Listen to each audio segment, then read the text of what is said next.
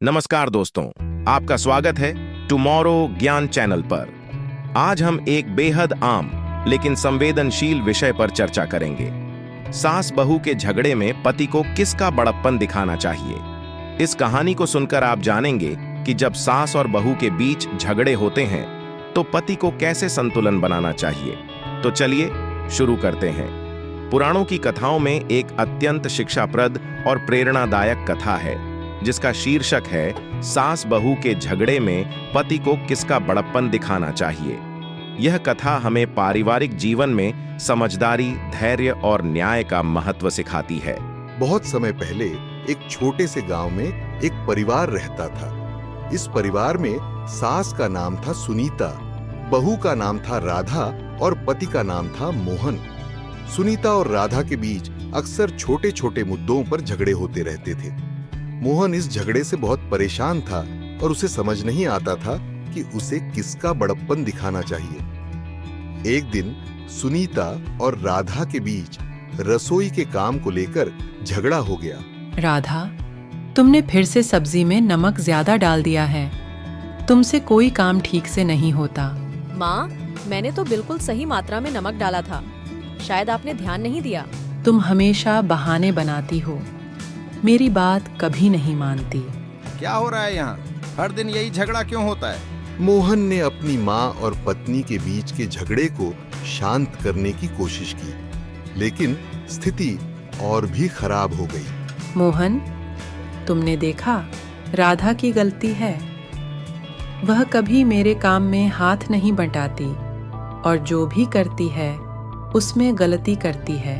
मोहन, मैं हमेशा माँ की मदद करने की कोशिश करती हूँ, लेकिन उन्हें मेरी कोई बात पसंद नहीं आती। मोहन बहुत असमंजस में था। उसने सोचा कि उसे अपनी माँ का साथ देना चाहिए या अपनी पत्नी का। वह बहुत तनाव में आ गया और उसने सोचा कि इस समस्या का समाधान कैसे निकाला जाए। मोहन ने अपने गुरु आर्षि वशिष्ठ से परामर्श करने का निश्चय किया। आर्षि वशिष्ठ ने उसकी समस्या सुनी और कहा, मोहन, तुम्हें अपनी माँ और पत्नी दोनों को समझना होगा। दोनों ही तुम्हारे जीवन का महत्वपूर्ण हिस्सा है। तुम्हें न्याय और समझदारी से काम लेना होगा। माँ और पत्नी के बीच संतुलन बनाना बहुत जरूरी है। गुरुजी, मुझे समझ नहीं आ रहा कि यह कैसे करूं। ऋषि वशिष्ठ ने उसे कुछ महत्वपूर्ण सुझाव दिए।